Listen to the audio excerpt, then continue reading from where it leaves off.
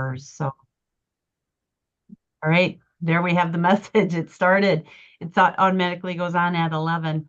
Oh, Um, so, um, for the sake of the video, we do not have a quorum.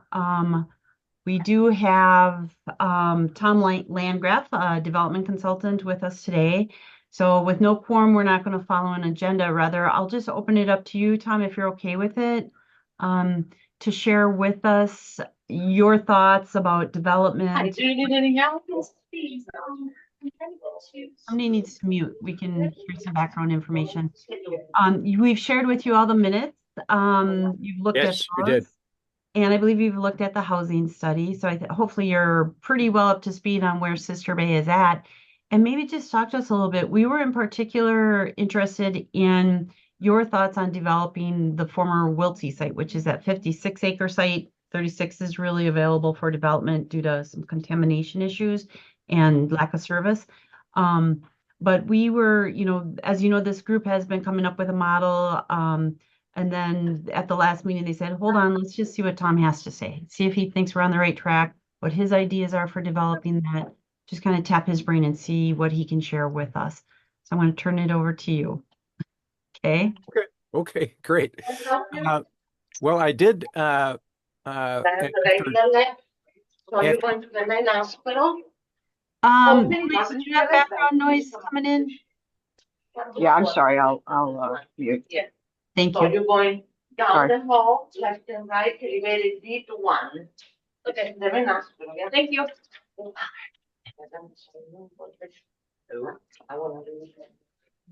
well, thank you for the opportunity to chat with you.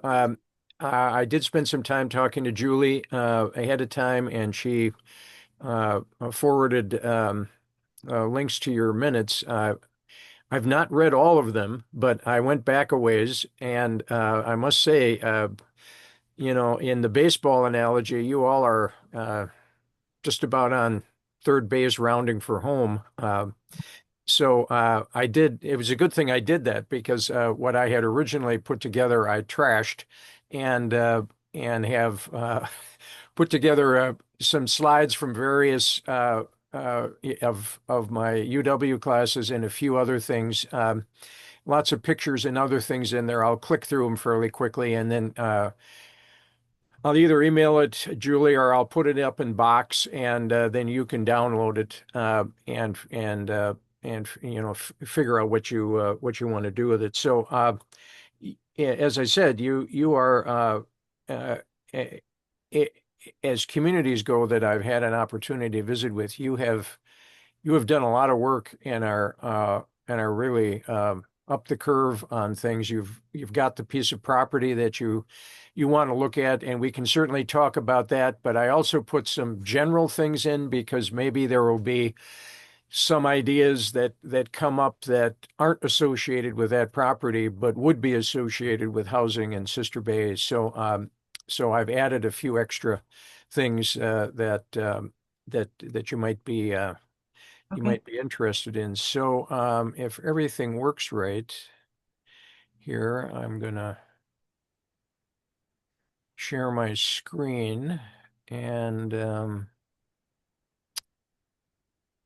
let's see.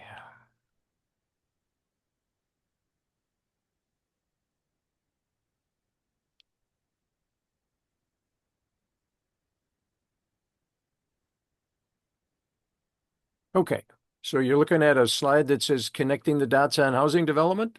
Correct. Yep. Okay, good. So just a couple of general things that apply to housing you would be doing on your 50-acre site, as well as whether you are going to buy a single family lot somewhere in the city and put one house there. As they refer to it, the five L's of housing development: labor, lumber, lots, legal, which is typically your zoning codes, and then lending. Now, two of those you don't really have much to say about, which are the first two. Those are market-driven issues. Fortunately, the cost of lumber and other materials that are going into housing development, vast majority of what you would be building is going to be wood frame construction. You can generally go up 4 stories or 5 if you use fire rated lumber on the 5th floor. And if you put the housing on top of a podium, which sometimes is parking, and in Door County, where you've got a lot of limestone not very far below the surface, you may not dig a hole and put parking underneath, but you'd put parking at ground level, and then on top of that put housing. Improves the view for sure, and is much cheaper than digging a hole, especially with as much rock as you have. I should mention, Green Bay is my hometown, so I spent a lot of time as a kid in Door County, back in the 60s when Door County kind of shut down in the winter. Yeah, my dad loved ice fishing, so we'd go up there ice fishing all the time. And sometimes he'd put a 5-gallon can of gas in the trunk just in case we had car trouble and needed gas and weren't anywhere close to a gas station. And frequently those were few and far between. Back in the 60s, there were no automatic put your credit card in and get gas. It was a real person that would fill your tank. So I'm quite familiar with the county, and it's certainly changed over time, but the demographics certainly have changed, especially with now with so many of your smaller starter homes going into the VRBO universe, and kind of permanently not available for the traditional starter home. So you're in a very unique place with a lot going on, and not everybody who's should be pulling on the oars is necessarily living in the county. So that that creates a bit of a problem as well. But lots and legal and lending. Now, lots, that's your parcel that you're interested in doing something with. You already own it and you control it, and you're going to incent developers to do different things on it. So that's a great thing. A lot of communities think about this, but you're already there. So that's a good one. You control zoning. You're the only one who controls zoning. So in that regard, you are sort of like the person who can open a can of fresh cat food around your kitty cat, and even though the kitty cat won't come to you when you ask it to, when they hear the top of that can pop, if your cat's anywhere like mine, they're all over you. So your zoning codes are a lot like opening that can of cat food, depending upon what you decide you want to do and what you tell developers you will do on perhaps an expedited basis. Creates development interest. Trying to start at the beginning with a community that hasn't really thought this through. As a developer, Marissa's an example. If she wants to do something and she's got to convince folks like yourself that this is worth doing, and they have to convince the elected officials, that takes an awful lot of time. And in a lot of cases, developers don't have that time. And especially if you want to try to attract a smaller development person, again, someone like Marissa, versus a large development company, helping with the zoning codes and other things, and we'll talk about what some of those other things are, is certainly an issue. Lending, that isn't always banks, and in fact, you can be a critical lender in your role, either for home ownership or for rental.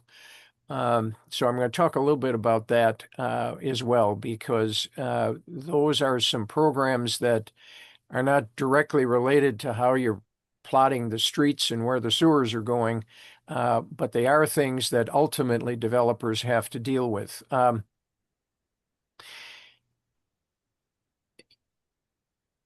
kind of put this in context for rental housing and also for home ownership, the chart percentages right now are related to rental, but understanding what drives rent is a big issue, because obviously when folks talk about affordable housing, they're talking about how much cash does the occupant of the unit have to spend every month in the form of rent. So these two charts kind of show you where the rent goes. So if we just assume it's $1,000 a month apartment, it could be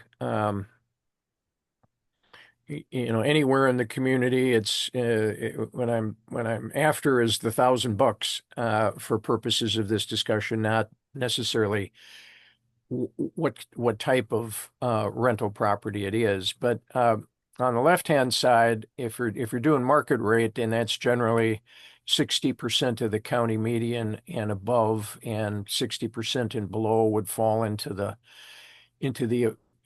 generally into the affordable range. Sometimes you're at 80% depending upon some programs. But on the left-hand side, so if you assume it's $1,000 a month, roughly half, that blue slice, goes to pay the mortgage, borrowed money on that property. So if Julie was the owner of a 50-unit property and I was living in it and I was paying her $1,000 a month, and I'm saying, I wonder what Julie does with my grand every month when I write her the check.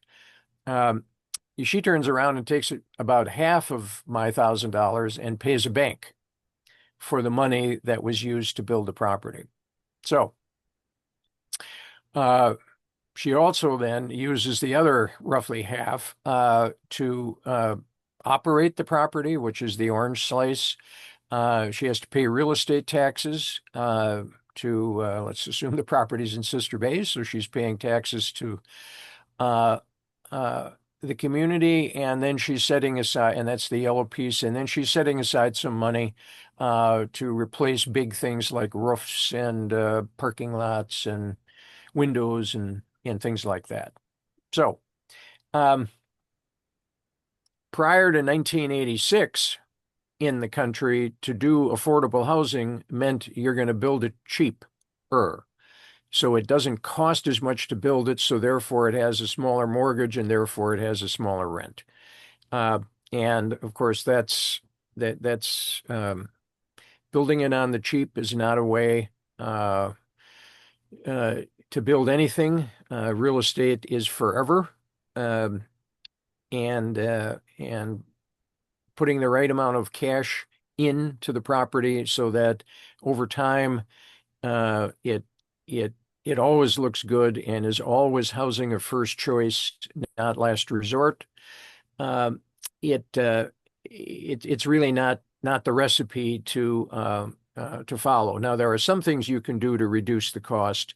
We'll talk about those in a minute, but for the most part, your affordable housing, of which Marisha does quite a bit and has done a property in Sister Bay, you want that to look and quack like it's market rate housing when somebody drives by it. So there aren't a lot of places you can really shave the cost down. So how does it get to be affordable? Well, the blue slice is what makes it affordable, not what you're spending for flooring and windows and other things. They help a little, but they're not the big ticket item. The big ticket item is the lending side. So on the right-hand side chart, that one has a light blue slice kind of in the upper right-hand part of the chart, and you can see that's considerably smaller than the light blue slice on the left. There's a darker blue slice on the right-hand side right here. and that is filled with the Affordable Housing Tax Credit, or LIHTC, or Section 42, administered by WHEDA.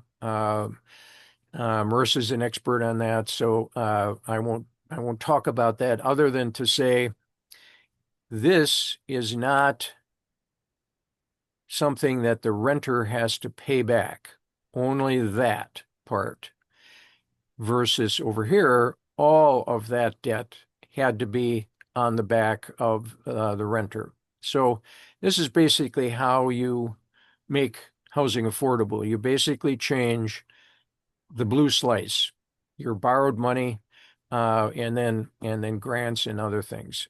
With single family home ownership, the chart is slightly different, but I mean, just for those of you that are homeowners, you spend a decent chunk of money for the mortgage, and right now interest rates are dictating how much mortgage money you can put into a development, and everyone's hoping that rates go down and that costs don't go up, so that more folks have an opportunity to afford one of the homes you're going to be putting in your new development. We'll talk a little bit about some things you can do to help homeowners make those units more affordable. But that's basically the same. The operating costs, whether it's affordable housing or market rate housing, are pretty much the same.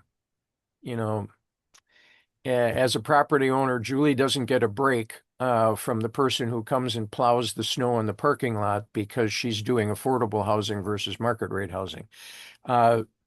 Wisconsin Public Service doesn't, or We Energies doesn't provide cheaper electricity because it's affordable housing. So operating costs and other things are pretty much the same. So as we talk more about how to make things affordable, it's going to be more how it's financed than how it's built, especially with rental property. Tom, I Yep. have a question before you move on. The Yep. percentages you had on the previous screen, I realize they're examples, but is that pretty much a standard where you're usually seeing, typically 5% is always set aside for reserves. Taxes usually end up being about 12%. I mean, is this pretty standard? Yeah. Yeah. Okay. Yeah. These numbers come from the property management group, the IREM folks that basically certify and license property management companies across the country. So they produce data. WHEDA has some similar data, but this is a good rule of thumb Okay. that you can use. It's not specific to Door County or Dane County or the state of Wisconsin, but it's a good general measure. So financing programs, the L part of the 5 L's. There's a program available from the Board of Commissioner of Public Lands, the BCPL that I have on the first slide. Only municipal entities in the state of Wisconsin that levy taxes can use this program. I suspect Sister Bay might use it for other things. Maybe you use it for housing. If you don't, it's definitely something to look at. It's very easy funding to come by. It's administered by, again, a state agency, the Commissioner of Public Lands. They have no prepayment penalties on any of their loans. So as interest rates may go down, you can refinance. So lots of flexibility there, and could be something that you might look at to help drive costs down, whether it's for multifamily or single family. The cost of land is a big number, and finding a way to take that cost out of either the rental property or the ownership property is going to reduce the overall cost. Land isn't going anywhere. and of course, we're not making any more. So what we have is what we have. But finding a way to lease it versus sell it can certainly reduce the cost. And when you have a land lease, then you end up with some additional provisions. Typically, you have you have your 50 acres. You're going to sell your 50 acres to a host of different buyers. And if things aren't working the way you want them to work on the 50 acres, generally about the only way you're going to get much control over that is through the zoning codes.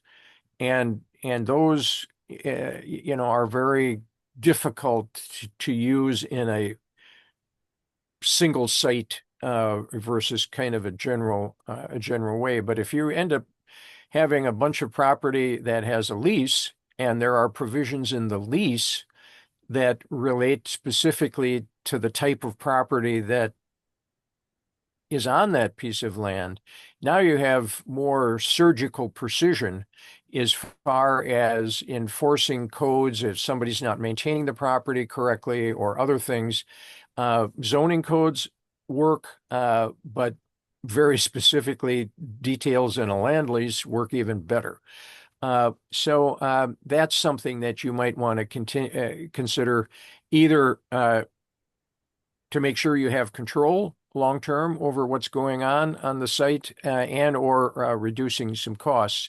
For single family, there are rent-to-own programs. I put them on the list. Somebody usually always asks about them, but I'd have to tell you, there aren't many good examples of somebody who starts renting and then ultimately gets into a position to buy, because if they end up getting a different job and moving, any equity that they might have been accumulating through a rental process is lost. So it's generally not a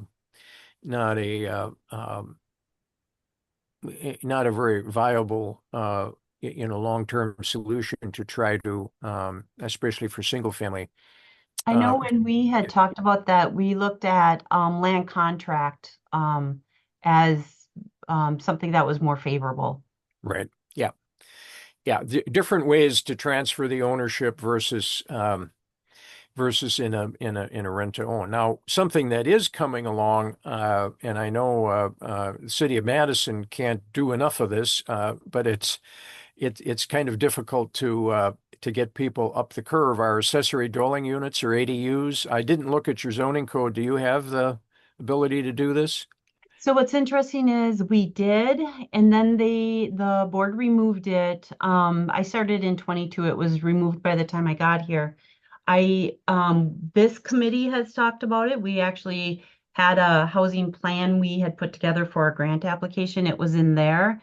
And I actually spoke with our plan commission at their last meeting there at the end of September about adding these back in, how they could control them. So we will, and they were interested. They wanted me to put it together and bring it to them at the October meeting. So I'm hopeful that accessory dwelling units come back into the code, but we'll have to see on that. Okay. Well, if you're looking for some ammo to show the impact of that, I've got a financial model that I use in my real estate class that models what happens to a mortgage payment if you have an accessory dwelling unit in the backyard or above the garage or whatever that's generating some income. Fannie Mae now is adjusting their mortgage underwriting to allow inclusion of that income stream in a mortgage. And it has some pretty dramatic impacts of changing the amount of house that somebody could own if there's an ADU throwing off some cash versus not. So if you get to that point, let me know, and I can show you the models. But it's definitely worth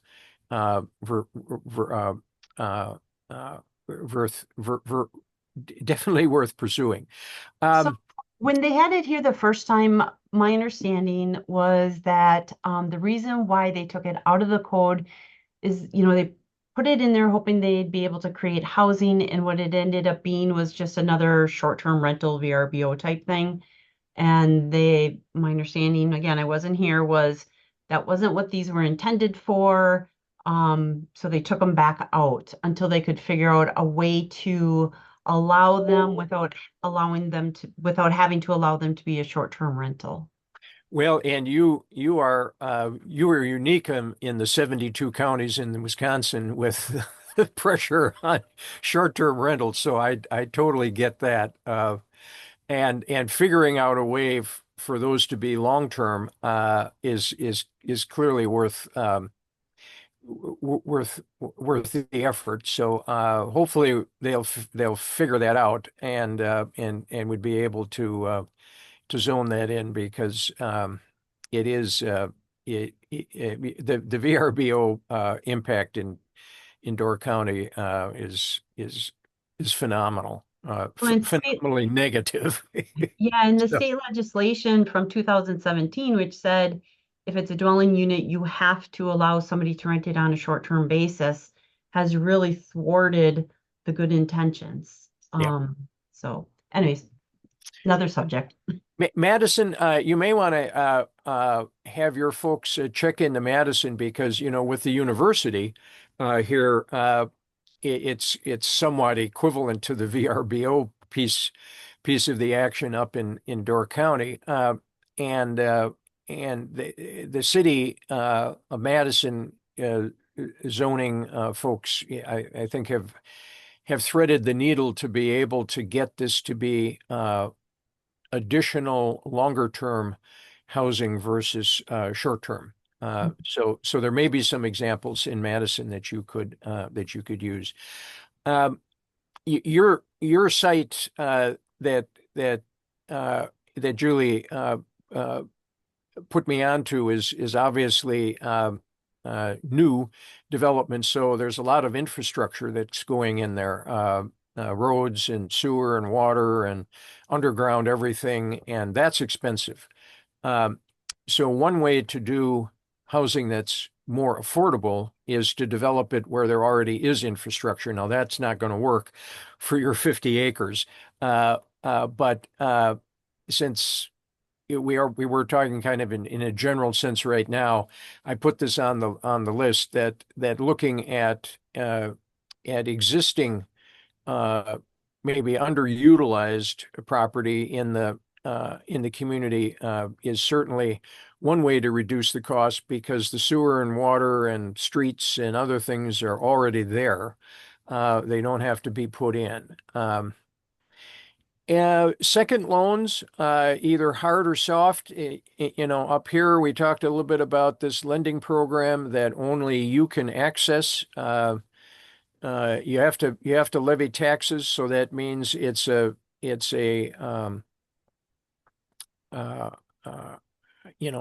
taxing entity. A school district doesn't count for that, but so it's a governmental entity that can access this particular program. So only you are the gatekeeper of that.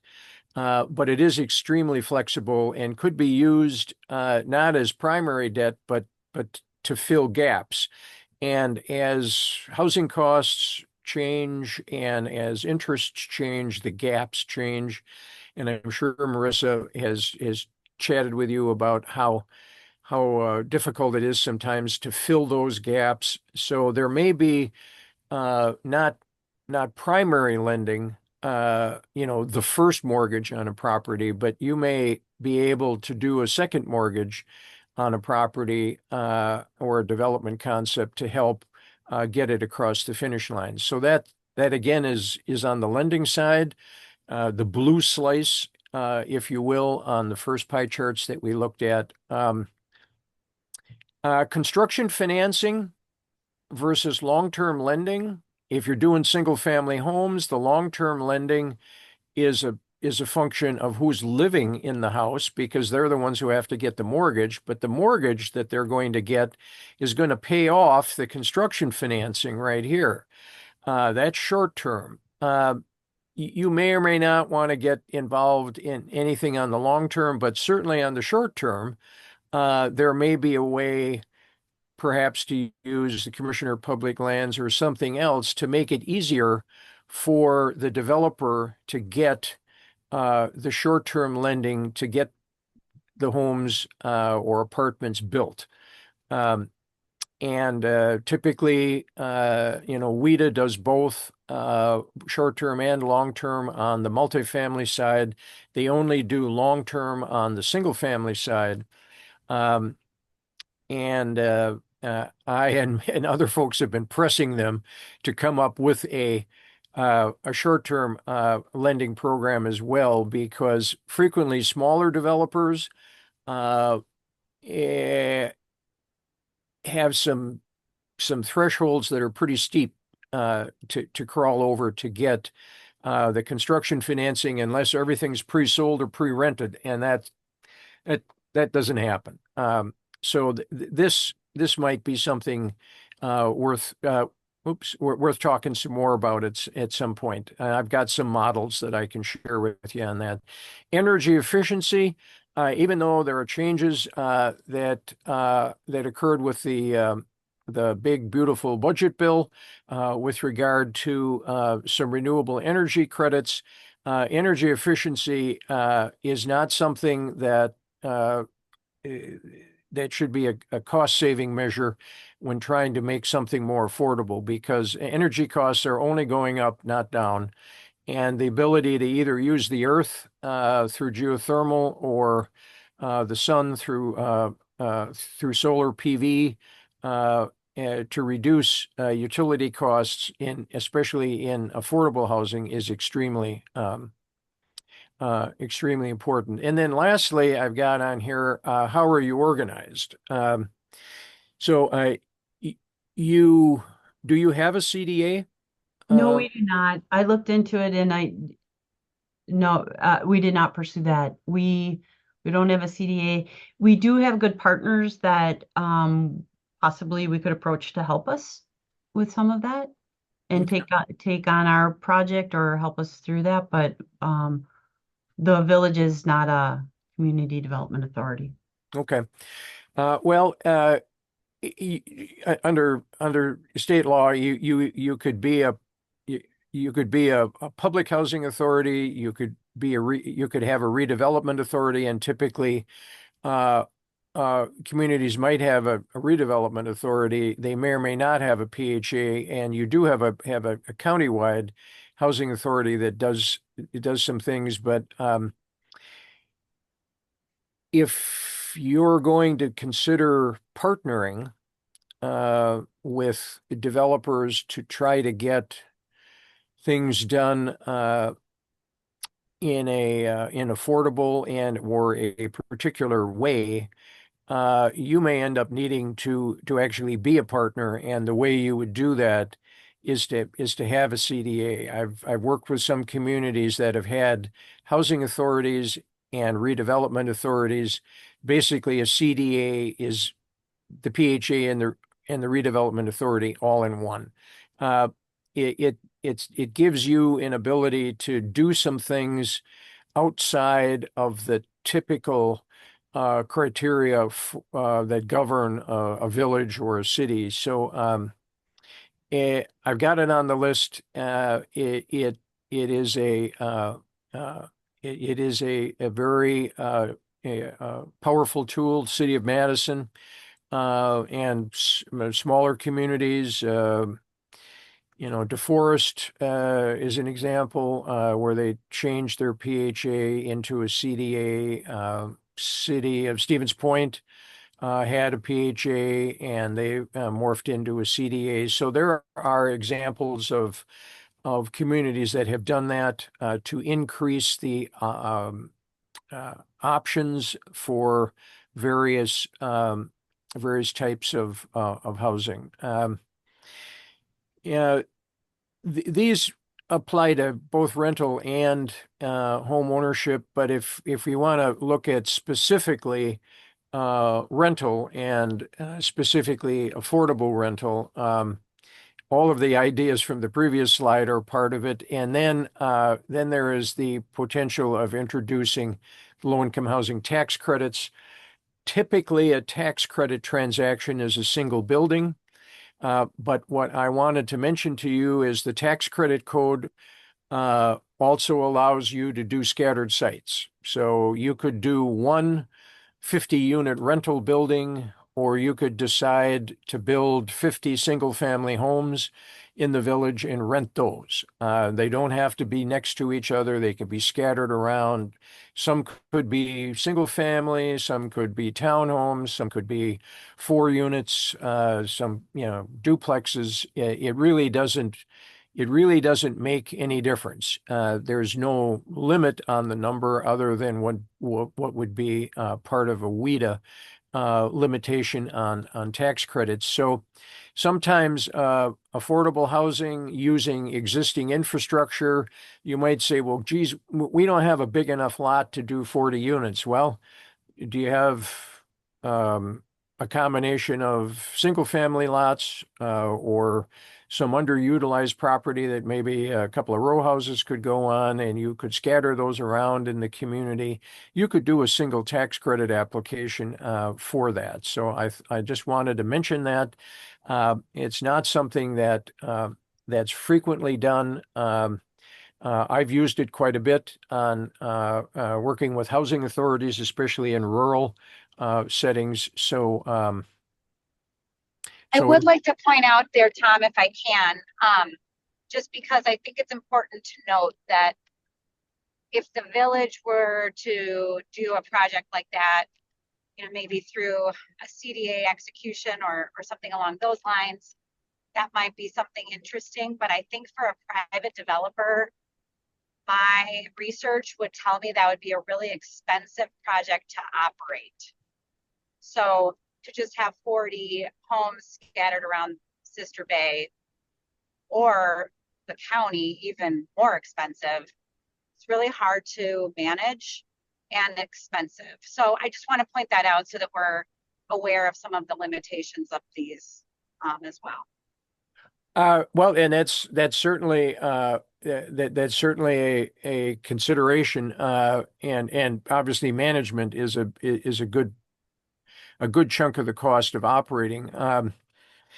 The benefit you'd have is the village is smaller versus as Marissa indicated, you could do something countywide. Or the county could do something countywide. So if you had 40 single family homes scattered around the county, there's a lot of windshield time involved in the management of that. So that's an absolutely important consideration. Depending upon, I mean, maybe they're not single family homes, maybe they're fourplexes or row houses, and they're in 3 or 4 places. If you're renting to older adults versus families, that does sometimes change the operating costs. Certainly something to look at, but it is possible to do under the tax credit program if that's what you were looking at. Another thing that impacts lending, which I've seen some communities do, is offer some support to the developer, either through a letter of credit or participating with guarantees, at least during the construction phase, which is where the big guarantees typically come.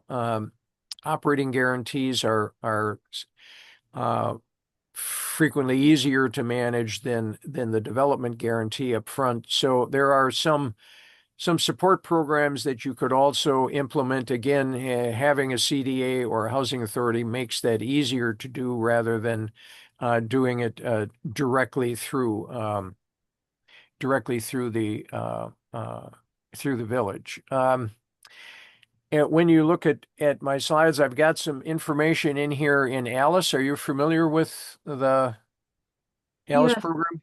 Yeah, Okay. we relied a lot on that data for our housing plan when we had put that. Okay, good. So I'll just scroll through that since you've already got it.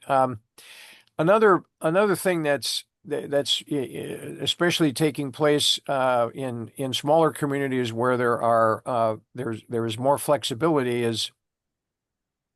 you've got big parcel of land and you want to maximize the use of it, so you end up with developments that look similar to this.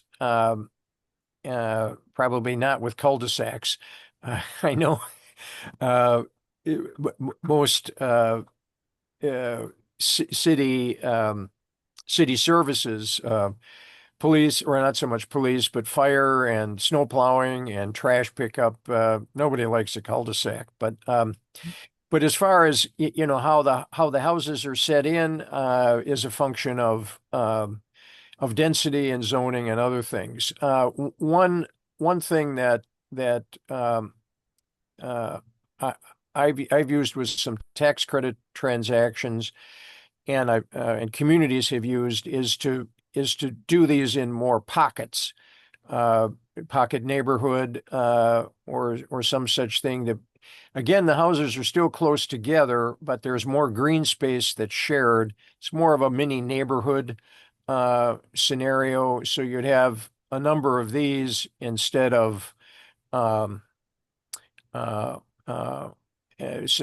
like the more traditional layout. So and from the land use standpoint, here's a city block with 5 houses. You can see the curb cuts for the driveways, a lot of unused space. Here's the same amount of space in a pocket neighborhood, and you have 13. So you get much more density in a scenario like that. And if this was a reused piece of land that already has city streets and sewer and water, the cost of infrastructure for this neighborhood is a lot less on a per dwelling basis than it would be if new housing is built something in that fashion. So density is important, and existing infrastructure is important. Here's a new construction pocket neighborhood. This is a tax credit transaction in Dodge County. And there's the pocket neighborhood or pocket park. You can see the solar on the roof. These are duplexes. They're rented, 3-bedroom, bath and a half, full basement, detached garage. And what you can't see right off the top of this chart is it's right across from the K-12 school in Horicon. Here's one also in Dodge County, in city of Juneau. Again, this is tax credit, affordable housing. This has attached garages, full basements, again, about 1,100 square feet, 3-bedroom, bath and a half. And here you can see the houses all face each other. They all have a front porch, place for people to hang out. So it just based on how you build it, it creates its own neighborhood. So Tom, let me just stop you there a second and tell you, because I think you'd be really impressed with how far we are on this. So when we did our housing study, we did have the developer come up with a plan that showed the clustering and the pocket neighborhoods, because that was our intent to move forward with that, to make sure to bring back that sense of community, but also to take advantage of like cluster design to keep down the costs of the roads, the utilities, and all the other infrastructure that's out there. We actually went through, I think it was 23, and amended our land division code to make sure people could do the cluster designs, the higher density, smaller lots, preserve green space, but to reduce the costs of them. So we're doing really good as far as having that in place. Since then, we've never had anyone take advantage of the program, but we are working with a developer right now. I have to meet with him at 1:00. He'd be the first developer to take advantage of the idea of cluster development and implementing like pocket parks and things of that nature. So I'm excited to see this. Yeah, that doesn't surprise me that you would be there. As I mentioned before, I was pretty damn impressed reading your minutes. I kept thinking, my goodness, this is a housing committee in a smaller community. It's not the city of Madison staffed with full-time staff, but staffed with community folks. So that's impressive. And I think, you know, my crystal ball would say as soon as you get one or two of these built, a lot of people are going to look at that and say, wow, all we have to do is just turn the orientation of the house around, and now we've created a neighborhood. Sometimes these things, depending upon the size, are referred to as a tiny home. So, this is the true tiny home. It's got wheels, and you can pull it around. Yeah, that's not what we're talking about. But I also put, if you're going to be talking to a developer or other developers, there's a bunch of slides at the end of my presentation here that a lot of these are bungalow style, in part because they have porches, but they work great when you size them. Here's another pocket neighborhood scenario. So you can scroll through those. There's interior and exterior shots. So that's basically what I wanted to mention to you. So I'm going to stop talking now, and then maybe we can have some questions and answers and other kinds of things. Well, I think based on what you've showed us, Tom, I think we are, we're right there. We've been talking about all of this, so that's good. Have not been talking about the redevelopment authority or the CDA.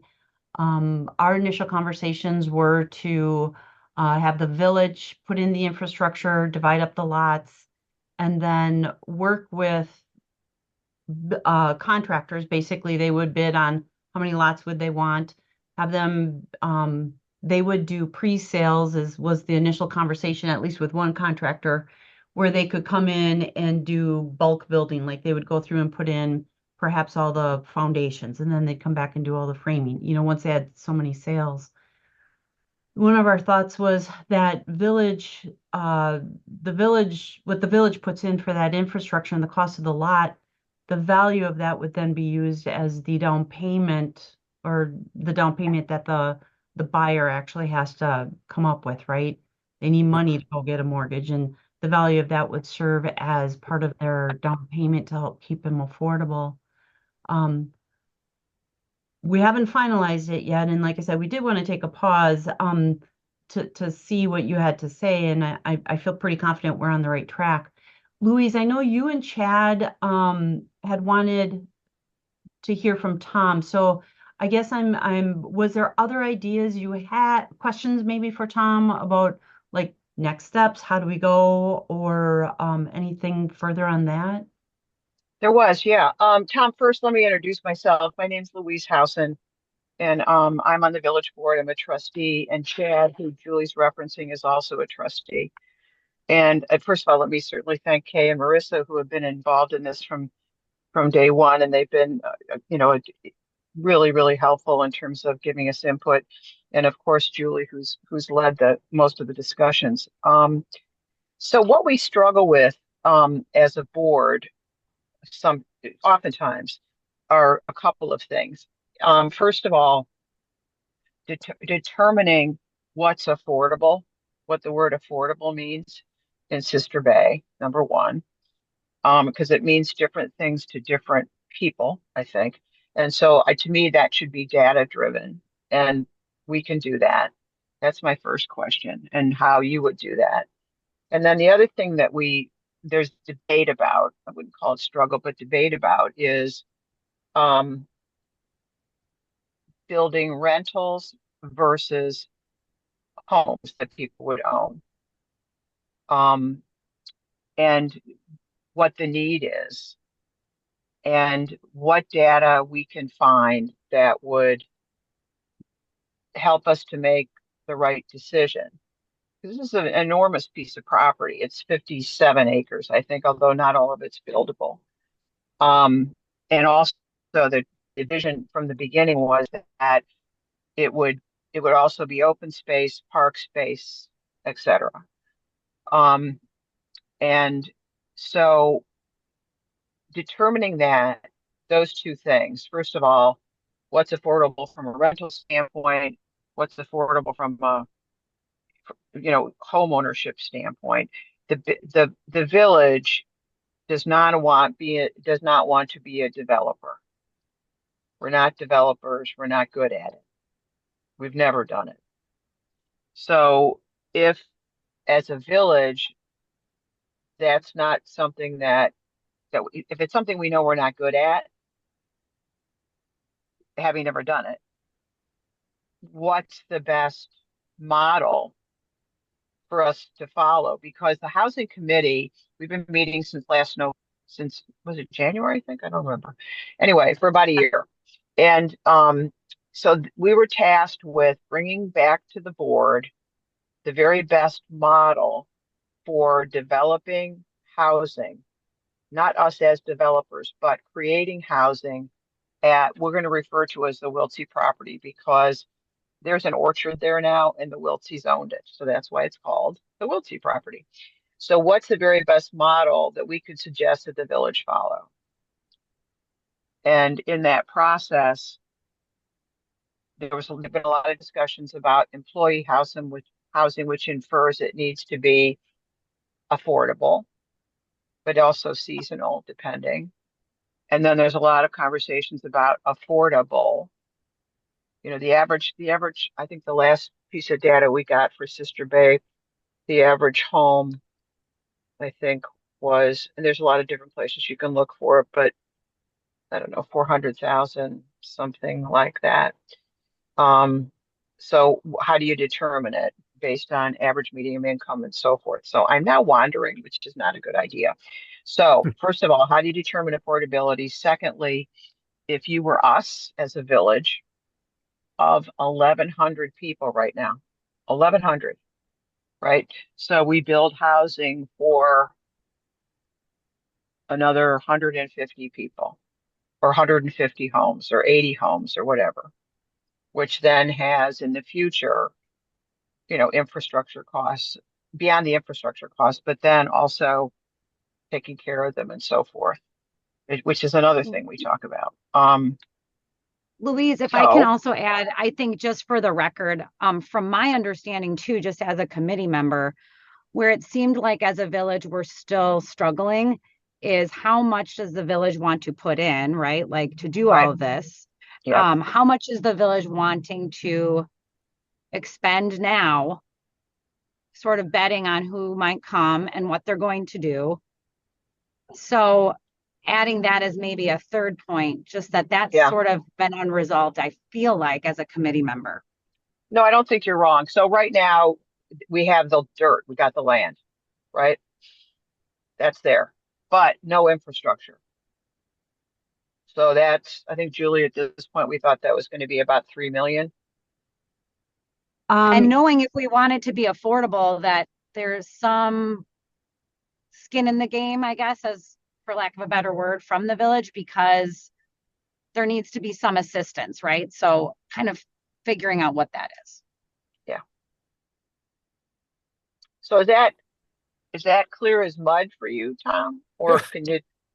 Well, yeah, it's quite clear because you had two specific things that you were gonna hone in on.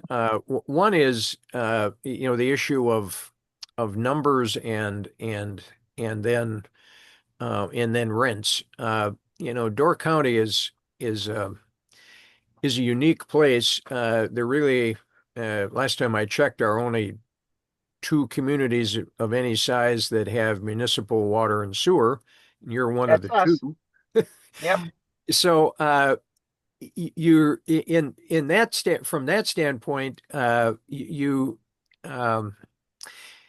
really don't have to worry about someone running out and copying your plan for what you're going to do with the Wilkie property, other than maybe the city of Sturgeon Bay, because getting financing for rental property that isn't on municipal water and sewer is virtually impossible. so you and Sturgeon Bay, are really the only two sites that any of that in any size can be done, unless it's going to be duplexes or 4 units, and they can be put on some sort of a shared well or septic system, which is complicated, in for sure. Um, so the number of units, let's talk about the ones that would fall into the affordable category, or sometimes the workforce housing category as it's used if people don't want to use the word affordable. Um, is is probably driven more by the economics of the area, because you need a certain number of service workers to kind of keep the place moving. So you probably end up with folks living in your community and driving to a different community to work. Yep. Um, so the where I'm going with that, in the city of Madison, and in a lot of the communities around Madison, there's always a question of, well, if we do something in, let's say, DeForest, and then the community down the road does something just a little bit better, that can eat into our market share. You really don't have that, because you've got the water and sewer system. So you're probably going to be, other than Sturgeon Bay, you're going to be the site where most of this higher density housing is going to occur. Higher density housing creates the affordability aspect, because putting 40 units on a site versus 14 is spreads that infrastructure cost across 40 versus 14. So coming up with a number, quite frankly, if I were sitting in your position, I'd be operating with, if we build it, it's going to be filled, because there is a huge shortage for the affordable workforce housing category in the county in general. So then it's more a function of what kind of density do you want on the property, because as you pointed out, it's 57 acres, but not all of it is buildable because of some environmental issues. Right. So, at some point in time, if you built 70 or 80 units of rental housing and you scattered it around in some pocket neighborhoods, is it going to get rented? I would say absolutely it's going to get rented. And maybe you build it in phases versus all at once, but you've got the dirt set aside for it, so there's a future uh, for it. So in that regard, you're in great shape. Now you're probably not. Well, I don't know. I'm guessing from reading the minutes and just looking at things, you're not looking at having a lot of the $400,000 homes in the property. You're probably going to be looking at trying to get some cheaper than that, lower Yeah, the cost. intent was to have them not be market rate, Right. but I don't, again, that then it's, then we start talking about how can we make that happen with building costs Yeah. right now that are about 400 a square foot. Yeah. And that includes the infrastructure. So I think you're certainly on to the one item that you can control and more legitimately as a village finance, and that's the infrastructure. And whether you do it through a TIF or just do it through the expectation of increased property taxes, which you're going to get when the property is built. Your financial model probably can have a number of different variations on it. Whether it's long-term financing or if it's going to be more intermediate, in other words, trying to pay off the infrastructure quicker versus financing that over a 30-year term versus versus something shorter is probably something that would impact how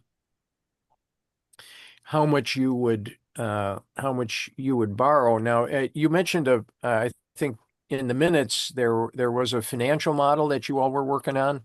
I suspect it had the infrastructure cost in, and you were looking at what your payback on that was going to be. Right, we were trying. So the committee had, spoke to developers, spoke to I had spoke to the engineer, relayed that. We were looking at what exactly would it cost to actually develop these lots, and then,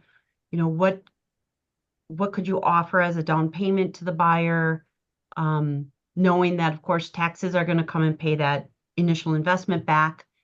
And we were discussing, how long do you make them stay in that home to make sure it's not being resold at a higher value, and a lot of the financial aspects of it, as you have read.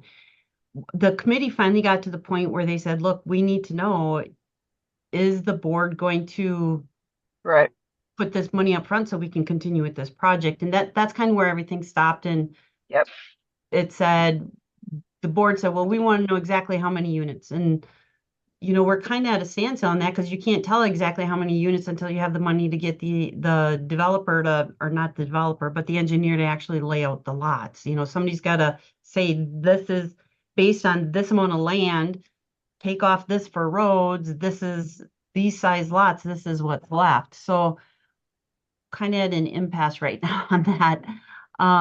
The committee was also looking at, models such as when you were talking about land leases. Up here we have the Door County Housing Partnership. Marissa and Kay are part of that. It's a very, it works well, I think, so far. Not everybody wants it, of course, wants a land lease, but we were talking about the model on how to do that as well. We were kind of following I shouldn't say kind of, we were following what the Housing Partnership was doing, because they were changing their model. And we wanted to see how that ended up so we could look at that and see if that would work for us as well. So we have been talking different aspects, I guess, of the financial part of it. Yeah, And Julie, this is Kay with the Housing Partnership. We really aren't changing our model. What we were looking at was we had a 1% appreciation per year for the homeowner, and we're looking at whether or not that was adequate. And we really haven't made a change other than the sale price was increased, or the mortgage that the homeowner will attain is increased. But just for example, with the last couple of homes built in Sister Bay, the all-in cost is approximately $280,000 to $300,000. Of that, the partnership subsidizes about half of that.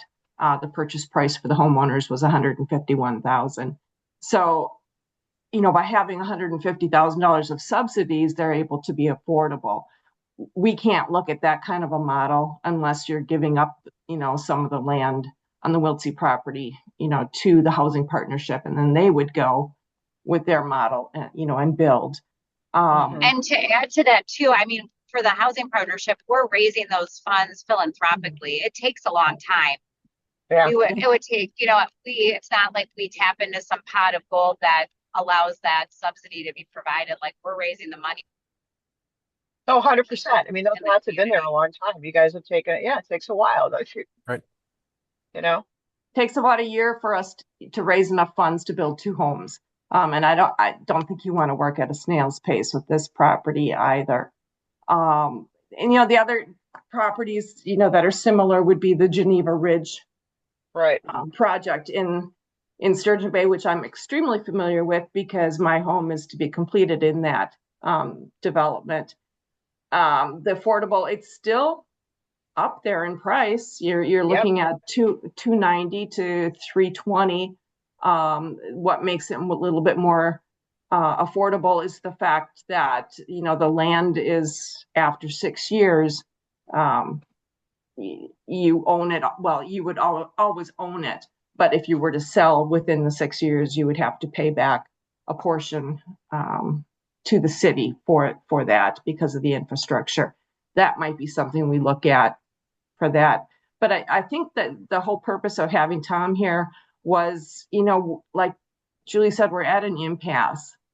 And the village wants us to come up with a plan for the monies, but we can't really come up with a plan until we know how much money there's going to be. And our question was, as a developer, Tom, where do we go from here? What is a developer or an engineer going to need from the committee so that we can get the funds from the village to be able to proceed?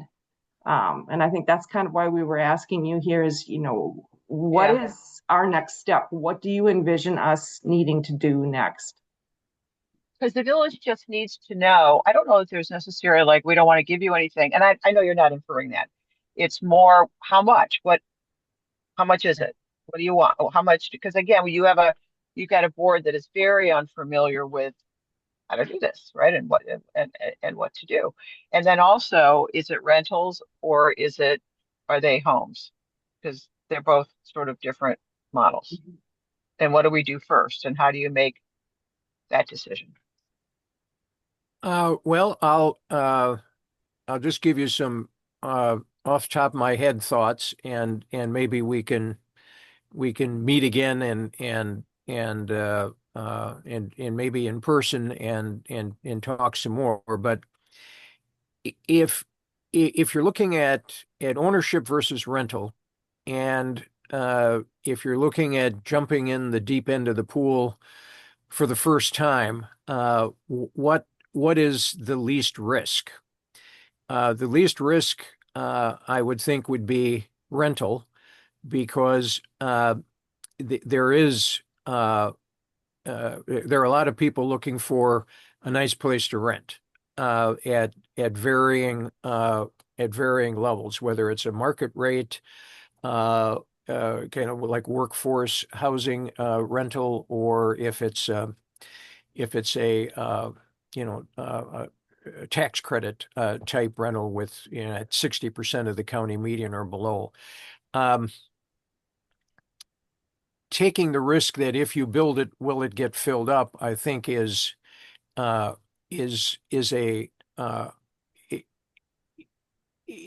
least of the two risks. So when you get back to, you've got the land and you want a land planner to come in and give you a design. The other thing that I would think about is doing that in phases. I mean, obviously looking at the big picture, but you're not going to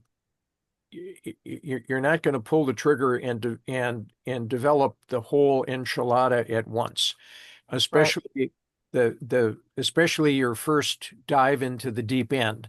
You're going to want to take a bite-sized chunk so the village trustees are comfortable that, if the worst of all possible things happens and the lease up is much slower, what risk is the village taking? On the rental side, I would think the risks are much more manageable, and they'd be manageable based on what you're going to rent. The higher the quality and the lower the rent, the faster they're going to rent up, and you can control part of the cost simply because you own the land, and you can decide that you're going to leave some of your infrastructure money in place for a period in time until things stabilize, and maybe you can refinance or the developer can refinance the property. On the single family side, I think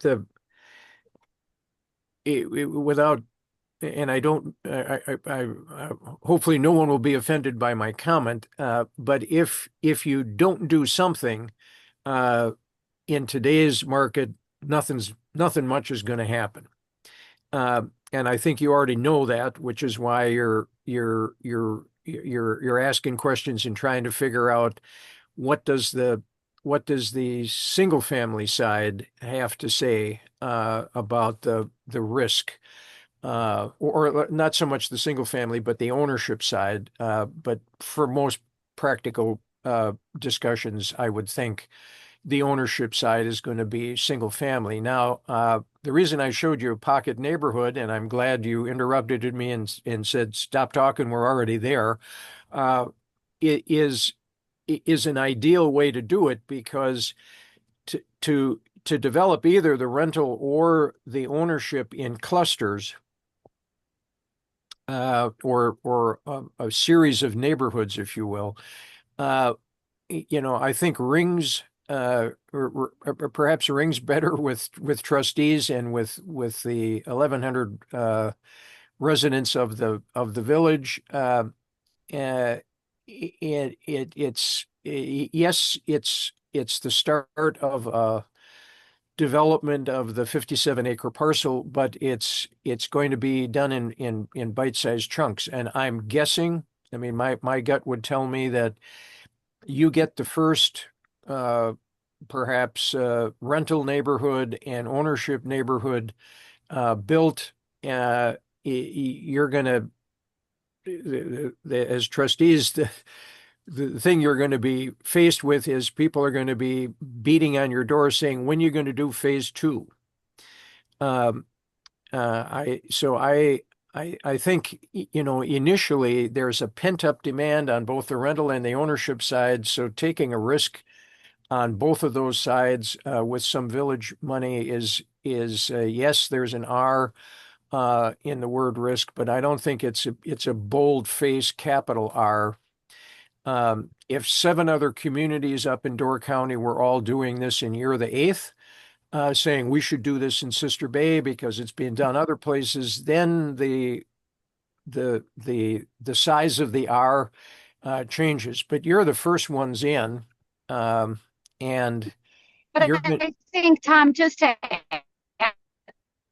just for the end here, but I mean, I think if you're saying, to give information about how much it will cost, I mean, you need to have a plan, right? So you need to go talk to engineers and say, maybe these are just parcels that you say this could be a pocket neighborhood, this for rental, this could be for single family. The village isn't the developer. And I think that that's going to cost, $70,000, let's just say, to come up with, right, Tom? I mean, like, if you're really looking for numbers to start to get some of these plans done, it's going to be around that, I'd say, at least. Yeah. And the village is familiar with, I mean, it's not our first rodeo when it comes to that kind of stuff in terms of just like large single structures that we've done lately. So I mean, I think if that's what we're at, Tom, maybe you can give more context on that. I think if we're saying how much, because I think you're right, the village doesn't want to be the developer, but I think you want to show somebody what you want. And you don't want to just sell 5 acres of the 50 to anybody to say, do whatever you feel like. And then I think our problem is that we would probably have some legal expenses, because the other thing that we need to get a little bit more solid is deed restrictions. Right. If you're selling some of these parcels, how do you ensure that the developer who buys them will really do what they say they're going to do for the period of time you want them to? So I think maybe that might be to spend the next 15 minutes, Tom, on a little bit more of the like the actual details on the next steps that they're really wanting to see more information on. Okay. Well, the other, if I could just interrupt for one second, and maybe this is for another discussion or something, and that would be determining the formula for return on investment. And I don't know if there is one. I think there is, but I don't know. well, So for the village, I mean, there and would. I say this on behalf of our residents, right? Who, our property taxes, because I think I wrote down that you said something like, I can't remember. I thought you said that when it's finished, we'll get increased, when it's built, we'll get increased property taxes. So that is a big, for our village, property taxes and how they've increased here in Sister Bay and everywhere really is a huge deal for our 1,100 soon to be 12, whatever, 100 people. So that would be another thing that maybe not now, but later. So I'm very sorry, Tom, I interrupted you. No, these are all good. These are all good things. Quickly with Marissa's comment, a land planner who's going to give you uh, a concept after you tell them, some general things like, let's say, hey, here's what's available, here's what's not, or here's what we don't want developed because we want green space. So this is what you've got to work with, and we want to do this in phases, and we like the idea of pocket neighborhoods, whether they're rental or ownership or a mixture. So, we don't want a lot of long, straight city streets. We want some innovative thinking on how the lots are going to be structured. Um, that, from my experience, I think that gets a land planner going. They know what to not show up with.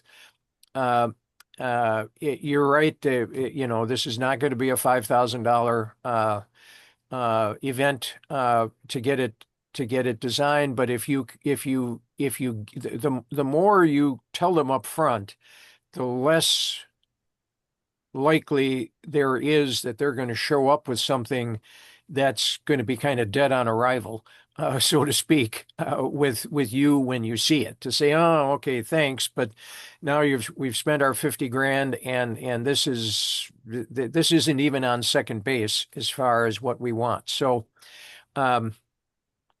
coming up with and having a discussion with the land planner to say, if you're going to use one that the village has used, or you're going to put this out to bid, I'm not sure how you're going to approach it, but I mean, you can certainly sit down and talk to them and say, hey, look, this is what we think we want on this land. In the grand scheme of things, when this is all done, and we drive around, this is what we'd like people to see. And I mean, you can get some free feedback from them as far as what they think of that.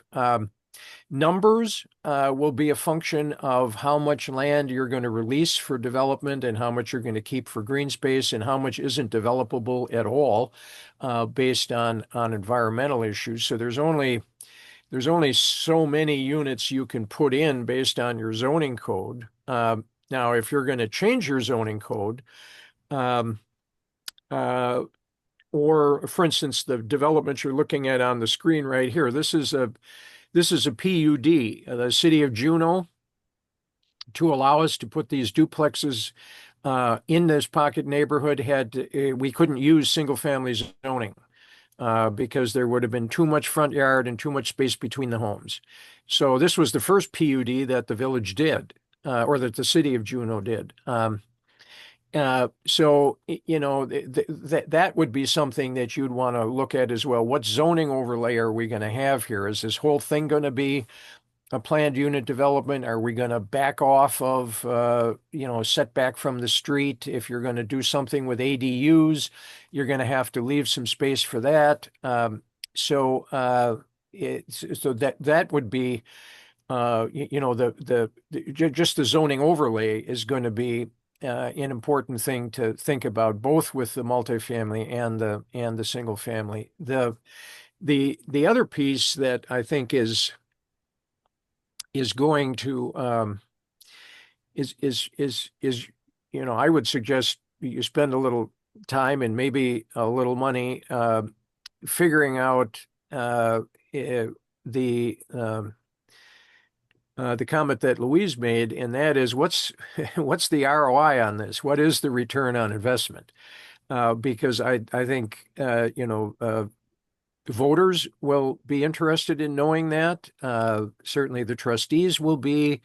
You're going to, if you're not going to be the prime lender, and I wouldn't suggest you would be, you're going to need a lot of the developer or developers of the units are going to need a lot of somebody else's money. And what do those somebody else's have as far as criteria? So it's one thing for all of us to, to sit around and say, well, theoretically, here's what we think we could do, and then you take it to the lender, and I'm sure Marissa has crawled through as much broken glass as I have with lenders to say, what do you mean you can't loan on that? And especially in today's market, while there's a lot of cash available, there isn't a lot of cash going out the door from banks. And having some discussion with a potential lender. I was looking at and just to give you an example, was looking at a pocket neighborhood concept, and I went over to the folks at WIDA that do the single family mortgages. Because the big question is, well, okay, if a developer builds a pocket neighborhood for sale, will people want to want to live there? And secondly, will they be able to get a mortgage? So I sat down with the single family folks over at WIDA, and I said, is there any way that if I tell you where this would be, you could tell me what's in the pipeline? I mean, how many people are looking for loans, and which lenders, would be ones that would make this loan, because ultimately WIDA would buy the loan, so it's going to be their money at the end of the day. So I figured I'll just go to the people who've got the cash, because when a bank makes a loan, they make the mortgage to Louise, and then they turn around and they sell the mortgage to somebody, Fannie Mae, Freddie Mac, or, a private lender, or they sell it to WIDA if it falls within the range that WIDA can lend. And the WIDA folks said, yeah, I mean, we could tell you that. And in fact, if you knew what you were going to build, we could go to our network of lenders and say, guess what? There are going to be 35 homes coming out of the pipeline in Sister Bay. This is about the range. This is the way they're going to kind of look. Not so much the specific house, but maybe the layout, the neighborhoods. And the lender can turn around and start making some phone calls saying, hey, guess what? I just got a call. There's going to be something happening here in Sister Bay. Are you interested? If you are, then come in here and get certified and get approved for a loan. Now, you wouldn't know exactly the person who's going to buy a particular house, but you'd have an idea of what's in the pipeline, how many people are looking or could look or be interested in looking if you came up with a price and a concept, which gets you back to you're going to need something on a piece of paper to say, this is what we got.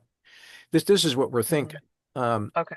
So So, Tom, what we had done is, we had done that housing study, which said the area which Sister Bay, which would you use Sister Bay for housing.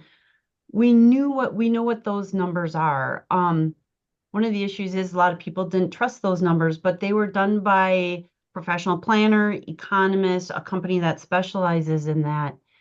And then, we had worked with a planner from Stantec, actually, and it was a planner, and they're planners, engineers, consultants, and when we had talked to them, they had recommended you do it in phases, and they had given us the numbers.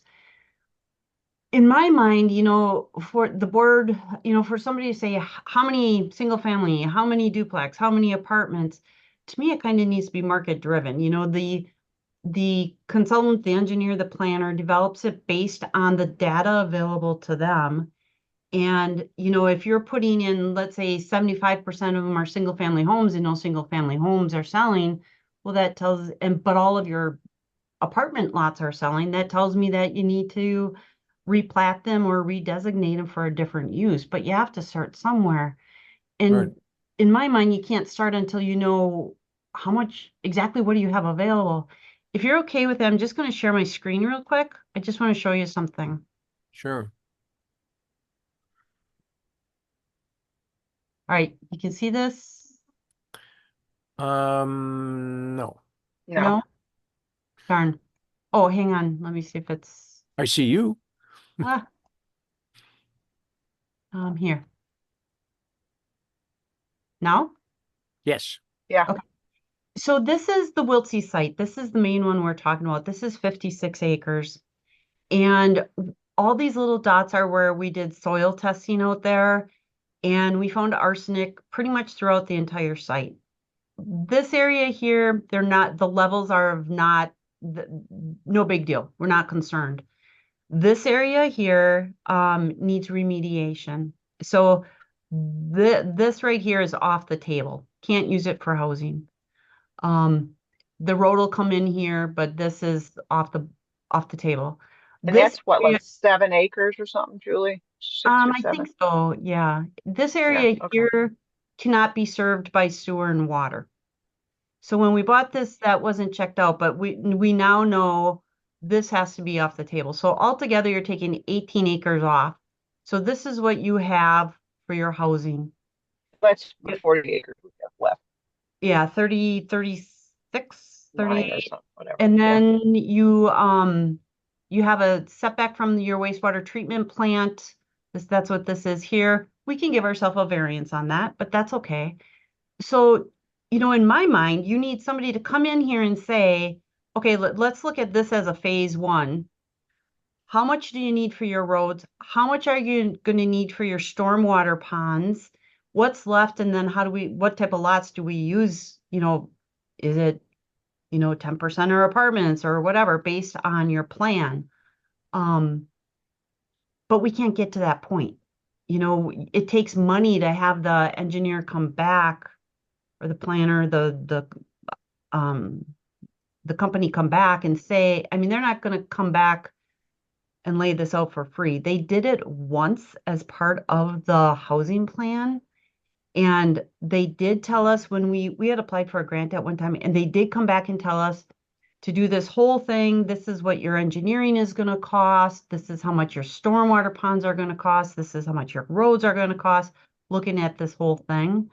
But now, like I said, we're at that impasse. We need the money to have somebody come in and tell us what to do here. And that's where I think we're all tied up. And we can't tell you the return on investment until we know what all that infrastructure is going to cost, how many lots you're going to be able to create.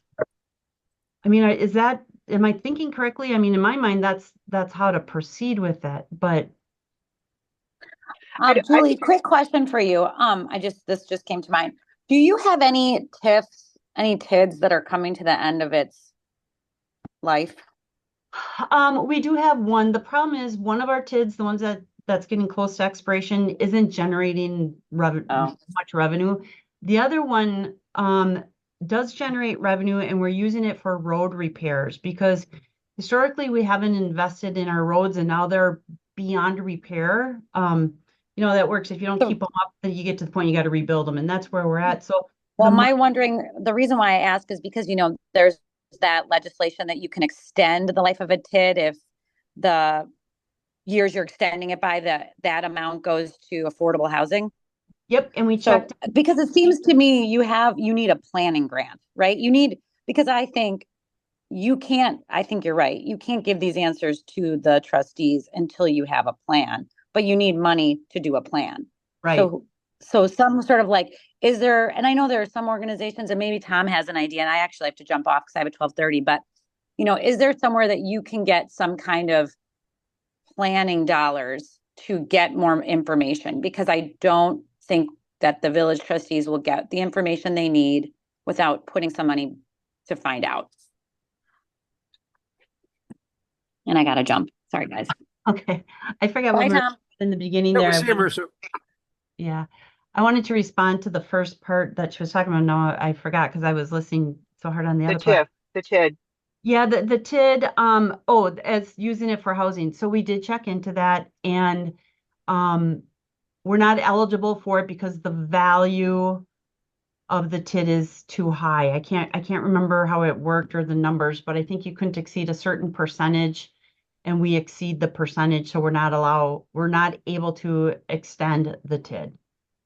But we did Okay. go through that with our financial consultant, which is Baird, who manages our TID for us. The TID's off the table. I mean, we even looked at creating a new TID out there. It's not an option in our village. So it sounds like it's going to cost between 50 and $70,000 to get a planner, whomever it would be, backed, and then and give them updated detail on what we're looking at for the roughly, and I know it's phased, but basically a general overview for the roughly, I guess, 38, 39 acres. Yeah, So that, I don't know the cost. I know it was, if I remember right, and I'm just going off my memory, I think it was 220 for the whole parcel. So if you figure okay. about half of that, and we'd I have to just get, used the, we'd have yeah, to get I an just used the updated two number. numbers that Yeah. Tom and Marissa, suggested. And again, it's in that neighborhood, right? So that's the money, that's what we'd have to ask the board for in order to get a design and from that they can look at and say, well, okay, that could or not, right? Am I on the I right I think path? so. I mean, and that's Kate can Okay, correct me, but that's I think where we were at. We're like Right. money to go to the next step, and we okay, can't afford what they're asking for if they don't okay. help I us understand lay it. it out. So Yes, I understand. Okay, Well, all right, well, I understand that. I mean, I think from you know, from the trustees' vantage point, this is an investment, Mhm. and and uh, and it could easily be recovered when ultimately something is done. Because if we go back to the 20,000 foot level, um, you own this land, and Mhm.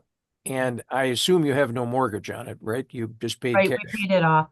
Yep. We paid cash, or no, we paid it off and we've owned it for about 5 years, Yeah. something. So so the the let's just round it off to 100 grand. If you invested $100,000 to uh, develop uh, the 30 acres uh, in phases, and let's say it's 10 acres per phase, and you would look at recovering a third of your $100,000 out of each phase. How would you do that? Would it be additional property taxes? Would it be an actual reimbursement to you out of the proceeds uh, from the either the sale of the lots or the lease of the lots, if it's going to be a land lease? So I mean, I would look at I mean, you've got a very sophisticated housing committee. You've got a study. You've got, 6 people on this call, and you're looking. You're going to move forward. Something is going to break the log jam, and you're going to say, okay, fine, let's do this. So, it's not like me pitching you to go buy the land and then somebody will develop it. You already Yeah, own we're it. halfway there. Yep. Yeah, you're right. So I think it's a matter of so you even if you went to the bank and borrowed $100,000 and you were making monthly payments on it, until the first development would work its way through and pay you back. I mean, I think the return on that would be huge. Um, uh, because that somebody's going to do something. And I'm guessing, just based on the fact you went out and bought it and have paid it off, you're going to be the ones who do this versus deciding to put a for sale sign in the at the 50 acres and see who wants to buy it. Yeah. Then clearly nothing's going to happen quickly, because right now when you talk to a bank and you want to do a land development loan, the first thing the banker is going to do is say, well, how much money do you have on deposit in our bank? Mm. And that's why you don't see land development loans. Prior to the Great Recession, you could get money from virtually every bank, Yep. to do land development. And now, I mean, that's like they're running in the other direction. So really, the only game in town to get the land development plan done is the Village of Sister Bay. That's what, you know, But when you we already know that. So but I just want to reassure you that you're on the right track, at least in my view. And that's good to hear because, you know, when we talk to other communities and developers, they're telling us the same thing. You know, if you want to keep the price down, the village needs to do, you know, they need to do part of this. They need to get it started. They need to get the infrastructure out there. You know, we are now eligible for CDBG grants. And this is one where, you know, I had talked with Bay Lake Regional Planning. They helped us with our EPA phase 1 and 2 assessments on this property. And they're the ones that have helped us. We were going to apply for a CDBG grant for something else, and then our board said no. But this is one where the infrastructure, you know, we can apply for it for part of the infrastructure. There's no guarantee you're ever going to get it, right? But if you can save, you know, 1.5 million or $1 million on it and lower the price, you go for it. But, and Louise knows this because we've had this conversation, that you can't even try unless you have your ducks in a row. At some point, you have to say, let's take that leap of faith and get this thing engineered. And I think that's what needs to happen is, let's stop talking for 5 years and let's actually get it laid out so that we can start moving forward. When the money comes available, at least we are in a position, you know, whether it's through a TIF or through a loan or through a grant, whatever it is, at least you're ready to move. Because right now, all you're doing, in my mind, is wasting taxpayer dollars because you took their money, you bought something, and you're doing nothing with it. Mhm. You know? Mhm. We did have. Yeah, I couldn't agree more that, you know, it's time to bite the bullet and get going on this, because, you know, the developer timeline, you're not going to see anything out there for probably another 2 to 3 years. Yep. On a good Right. day. It could even Yeah. be longer. You know, being a lender, I know that is, you know, if they're going LIHTC, you know, that funding is competitive. It only comes out certain times of the year. You have to get into each of the phases. So what we need to do is just get a land planner. I think also consult with legal as far as, you know, looking forward, how can we get the deed restrictions, and then what will we need to do? And I think those are the two places we need to start right now. Yeah. Otherwise, it's going to sit for another 5 years. And we've Okay. done so much work because we've also talked to attorneys. What would it cost per deed restriction? We have all that. You know, we knew that last December when we wrote the first, when we were, there was a grant opportunity. It was a long shot, but we put together the plan, gathered all the information. And at that time, if I remember right, it was $350 to draft the language for the deed restriction. It was $350 per lot, I think, is what it was. So I mean, we even know those, I don't want to say soft costs, but those, all the costs Yeah. would be involved in it. Uh-huh.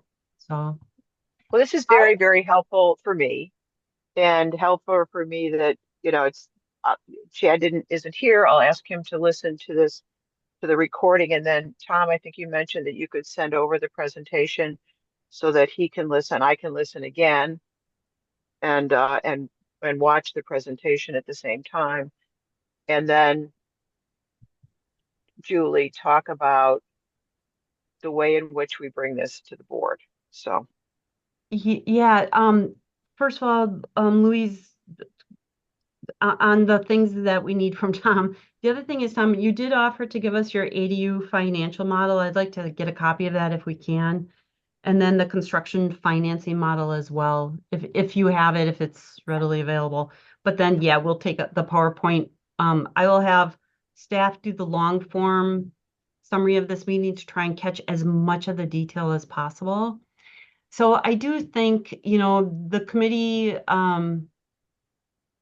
we can't really make a decision today because we don't have a quorum, but I think the committee needs to make the decision to go back to the board and say, perhaps more specific. Yeah. This is exactly what we want.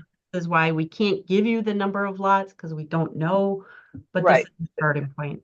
that's a bit of a catch-22. So Julie, I don't know if you and I can do this, but if we can get another meeting on the books, I can certainly talk to Chad, and maybe you can talk to, or I can talk to Patrice as well, who's another trustee that's on this committee, and see if we can't make that happen in a couple of weeks, maybe, I think it's rather than a month. I sure. don't know what you're like. I'm not sure, but we can Yeah, figure that out. I'd like to have, I'd like, before I'm retiring January 2nd, I have 266 hours of PTO to use up. So I would boy. like to have something final on this, knowing that, yes, it's moving forward. You know, you put your heart and soul in something. I want to know it's moving forward, Well, the somehow. November board meeting is the 18th, because I don't think we're going to do it in time for the October meeting, which is the 21st. I don't know if you can get it on the agenda by then. Well, we have to Uh, check the finance to make sure they put something in there on the what if, you know. I well, think the next finance meeting is Monday. yeah, yeah. That's okay. I mean, we can do it My then. My first step is to go back to Stantec and say, look, can you give me an updated price on this section? Because I don't Okay. want to ask for money and then all at once it's not enough money and then we're going Yep. back again. So I Yep. think on Okay. behalf, I don't want to speak on behalf of the committee, but they've already been pretty clear they want the money to move to the next step. So I think it's okay moving to send it back to finance again, saying, look, this is what we want. I mean, the committee's already Yeah. discussed and Yeah. decided that. Yeah. I mean, and I can speak to it because, it'll be you, me, Denise. Let's see who else. Bridget, Bridget and Mike. Adam, Okay. yeah. Bridget, Adam, and yeah, and Mike. Okay. And that's Monday. Okay, cool. And then, and if it's the November, well, as I said, it would be week after next that the board for the October board meeting. That's probably too soon. Yeah, I don't know. I'm going to be meeting, so Or it's November 13th.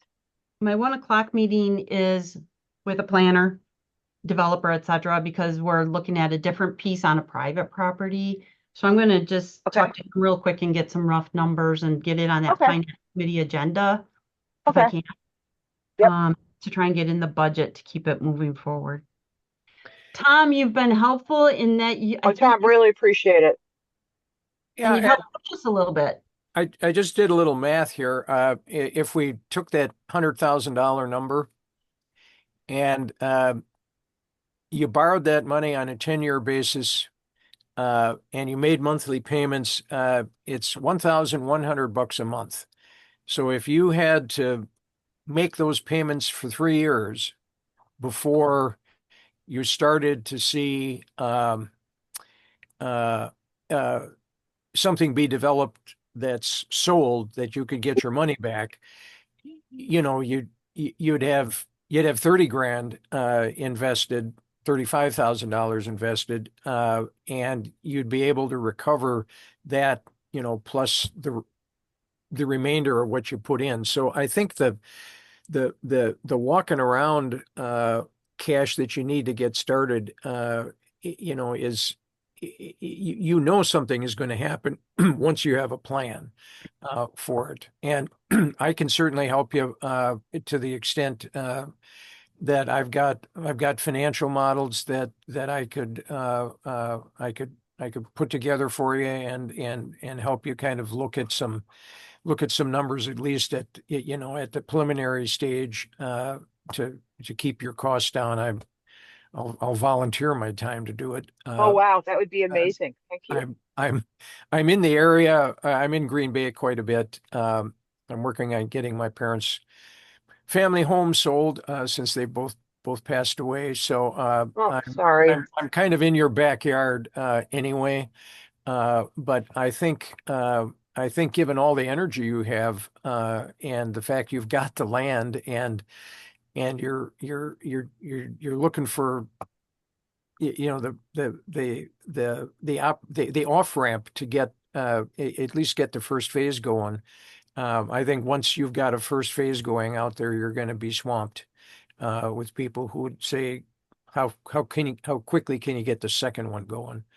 Mhm. And the last thing I'd mention is, there's a boatload of plans especially when you look at the stormwater piece of it that the DNR works with, and virtually all of that stuff is public information. I mean, you could probably sit in the DNR's back room and look at 50 different development plans on how they've got things laid out.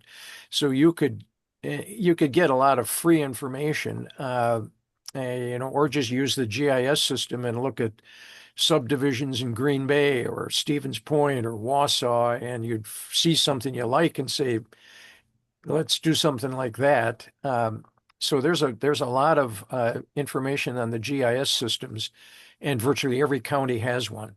So you could get a lot of specifics, and there you can see the actual lots drawn out, so you know exactly where the roads are and things like that, and find something you like, and you can measure it and say, oh, this is about 10 acres, and give that to your land planner. So Okay. Guys, I have to go because I have to be to the fire station by 1, so I'm cutting it close and I have to go to bed. I do too, you guys. This has been incredibly helpful. Thank you. Thank you very Yeah, much. thank you, Tom. So Julie, we'll talk then soon, and I owe you an agenda for personnel for next week. And then maybe we can talk about when we can try to schedule the next housing meeting and then get this to the board. Okay.